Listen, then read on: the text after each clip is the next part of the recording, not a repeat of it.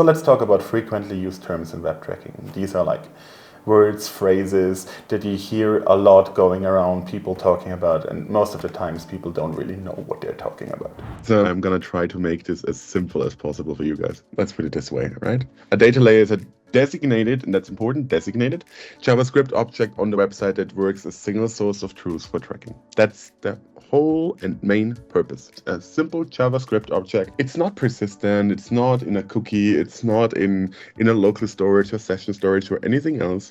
It's a simple JavaScript object that's designated to handle tracking data. The most common form of a data layer is the static data layer according to v3c standard, which initializes on page load and stays in the same state for the whole duration of that page load. User actions that happen on that page don't really affect it and don't reflect in the data layer.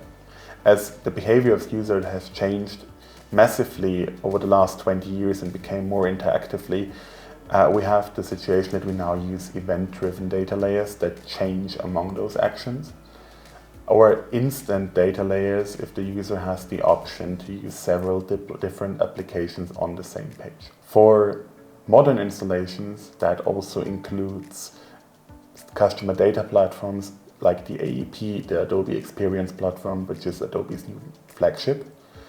For these kind of installation, we have certain requirements in terms of specification of the data layer.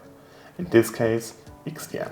XDM, which is another phrase that's going all around the place, is a standard how to structure the hierarchy of a data layer. It's the new standard that's needed to transfer data via Adobe Web SDK to Adobe Experience Platform. So every time we are going towards the AEP, we use XDM. It's a design specification, if you want so, how to specify your data layer. Now, not so much the data layer, but the data that needs to be sent to the Web SDK and to the Experience Platform. Which leaves the question, how do we get the data actually from the website to the AEP or to any other consumer that actually handles the data and the data visualization application like Adobe Analytics or Tableau runs upon. For this, we use tag managers.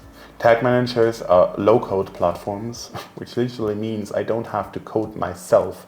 I can just drag and drop, I can click around, I can click things together, and eventually this low-code platform will transform whatever I click together into a JavaScript library that can then be placed on the page. It can be loaded and it will execute based on the rules that are put together. So the whole goal of it is to reduce the skills that I need in order to set up tracking and therefore increase the accessibility. What these tag managers do, generally speaking, is they read the data layer based on a set of conditions that I give them, select the relevant information. Another thing that I need to do, so I need to think about at what points do I want a tag manager to work and what information do I want them to select. Not every piece of information, a component where a user can provide me, is relevant. So there is a distinguishing in here. And then what the tag manager will do out of the box is send it out. So it will create a tracking call. So thanks for listening for today, and please, as always, if you have further questions or a request for deeper knowledge, you know where to find webalyse.